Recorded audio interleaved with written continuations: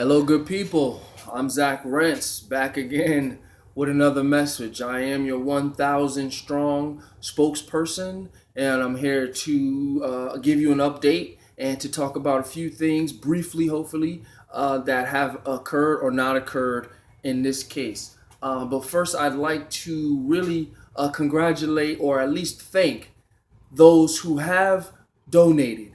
And Marcella Ashley, Siobhan Ashley, Jen Green down in Orangeburg, South Carolina, and Siobhan's in New Jersey, and Marcella is here in Columbia, South Carolina, and Yurdine Thompson, who I believe is still in Connecticut. If not, just tag us where you are, if that matters, and of course Orlando Foster down in Virginia, who I really appreciate, who has been relentless in his mission to help impoverish people all over the world in different countries. He's got a lot going on, and he helps people like myself with web hosting, and different things like that. So I'll be reaching out to him soon, and I appreciate him, and of course myself. I put most of us have donated $100, and Tara Black, definitely my girl down in Connecticut. Tara, appreciate your donation, and good luck with everything, having the baby, and your future there. So I really, really wanted to shout those people out because that's it. I've been going on for a few months now, 6 or 7 months, really a year since I created it, but I didn't put it out till actually around the holiday time. So, that's what I wanted to do today, is to shout those people out. And I wanted to call out everyone else who said that they would support, who said, let me know what you need.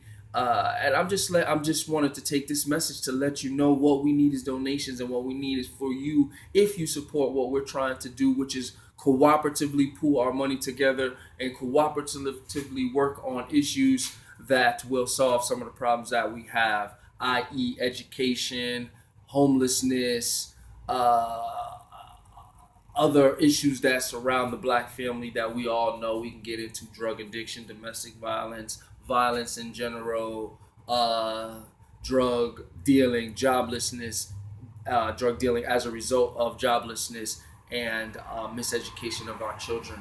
So I really, really just wanted to say that. I wanted to let everybody know that out of the $50,000 that we tried to raise, we have only raised $530, and that was like within the first month and a half. So I'm not getting any support from anybody on those lines, and we really, really would like for people to just go ahead and drop $10, $5, or whatever it is. I've gotten well over 200 likes throughout all the posts and all of the GoFundMe pages and different things that we've put out there, and have only received that many dollars in real tangible success. Is just the $530. I am relentlessly looking for places, have found plenty of places to put homeless people. It's a real simple thing. I could rent out a 3-bedroom here in South Carolina for $600 and put 3 women in there,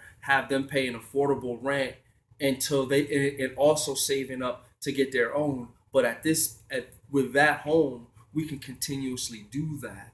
And in your interest, in the donor investor's interest, that home is also turning a profit to come back to the group, to come back to you as an individual, for retirement, for future monies for your children, for different things, for us to uplift our community, for us to create community gardens, for us to fund our own schools. I mean, we have to come together and do this. I know it's hard to trust an individual here on the other side of a camera, on the other side of the map for some people. I am 850 miles away from Connecticut, my home. I am in Columbia, South Carolina, but I am working relentlessly to build that bridge between the North and the South, because the money you guys make up there makes you very, very wealthy down here.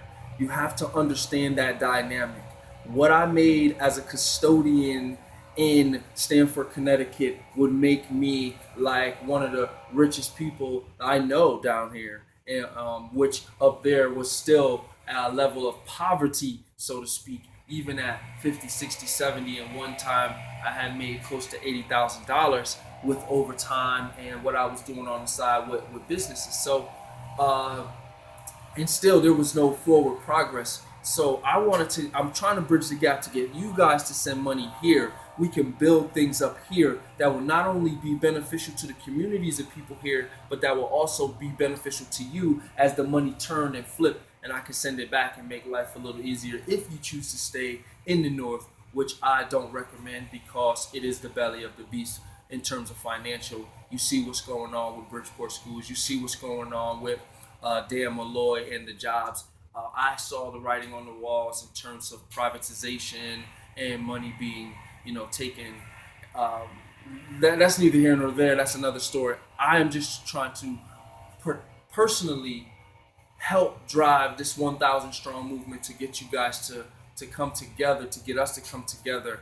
And so let me give you a quick understanding of how this can work very simply. 1,000 teachers could fund a school just by spending $100. Just $100. That's $100 grand. And you could pick how many, do the math, how many students would that do, and so on and so forth, and create this school, create the model. Next year will be another thousand people joining in, and so on and so forth. 1,000 artists, 100 artists, 100 artists could put up $100 every 3 months. So that's 4 times. Okay, so that's 400. That's $40,000 right there to open up your own studio, or at least help Mojo or somebody else like that who you guys all need. Mojo's an excellent producer.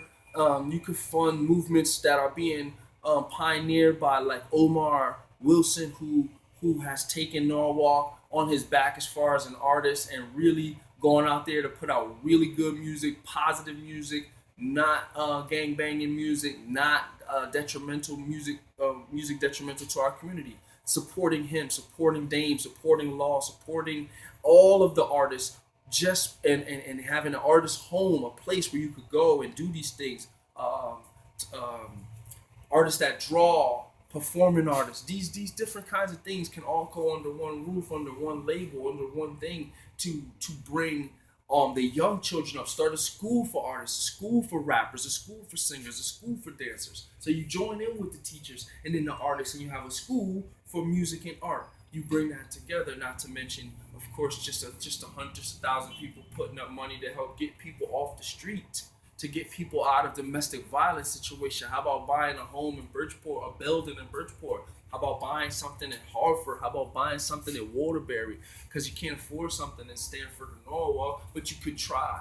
And so this is what I'm trying to get people to understand. I know I can't do it by myself. I know you don't trust to send me money. I know it will make you nervous to see $1 million on the GoFundMe account. Oh, what would he do? Like, a lot of people are criticizing Dr. Umar for not having his school yet. But the problem is that you guys have to understand is Dr. Umar has a specific agenda, a specific amount of money that he needs. He has not reached that goal. So